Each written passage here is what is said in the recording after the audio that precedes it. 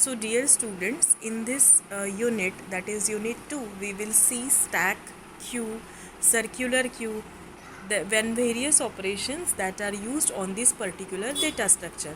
So starting from stack. So what is stack? Stack is mainly responsible for arranging the elements. Means stack is nothing but the data structure, and stack can insert and delete the elements from only one end, which is called as top.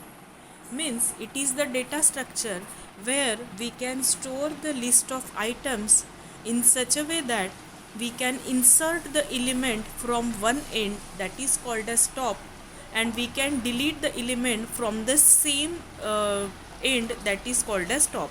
Means for insertion and deletion only one end is used, and that is called as top.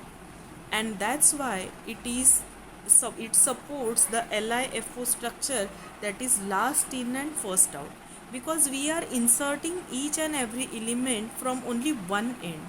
So suppose we are having this particular example where initially our stack is empty. These are the memory locations where we will be storing our particular element. So initially top is 0 because there is no element in our stack. Now we have inserted 61. So 61 is inserted at first position. Then we have inserted 71. So it is at the second position.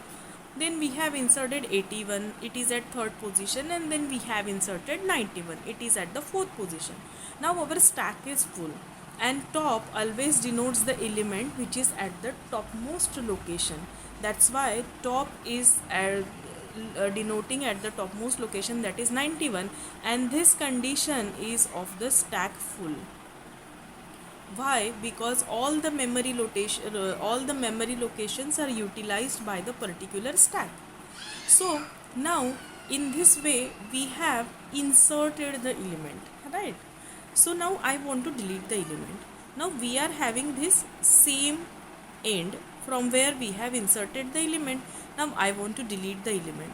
Now this is the same end, so we have to delete 91 first. That means 91 was the element which was inserted at the end. That's why it supports the LIFO structure, because 91 was the last element which is taken out at the first time. That is 91 will be removed first, then 81 will be removed, then 71 will be removed, and then 61 will be removed.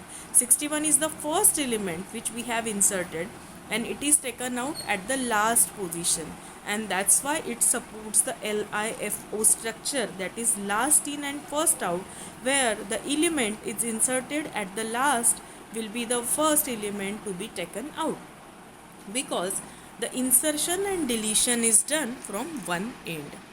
Now there are the various functions that are used for creating the data structure stack, that is creation, addition, deletion, front, and isEmpty-Queue.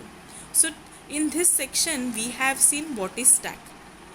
So the function for creating the stack is it creates the S as empty stack. It is used for creating the stack which is empty, because initially whatever we will be creating, that will be empty.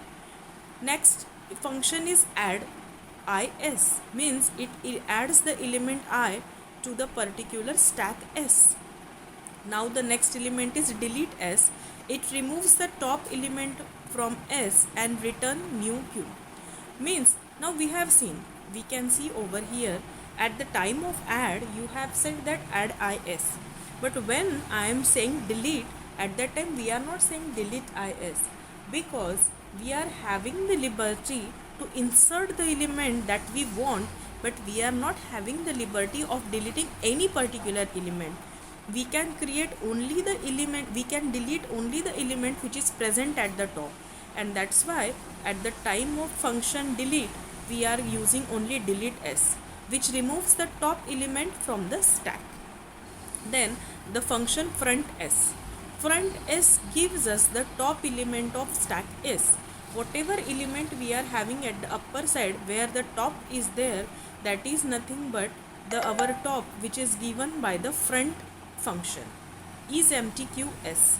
Is MTQS is responsible for finding our stack is empty or not. If our stack is empty, this function will give us true. If it is not empty, then it will give us the function false. Now the next is the abstract data structure for stack.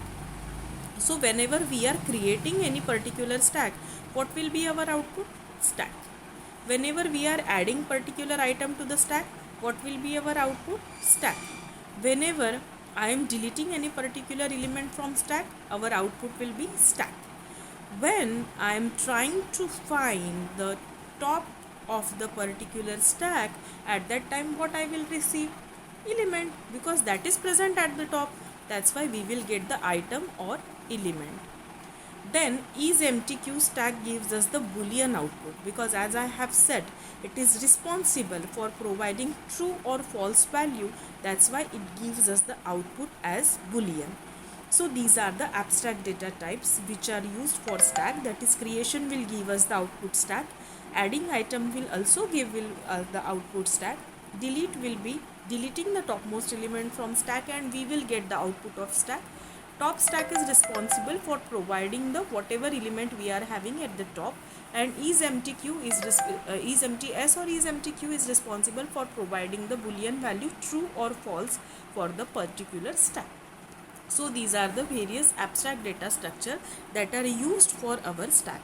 In our next lecture, we will see the multiple stack concept. Thank you.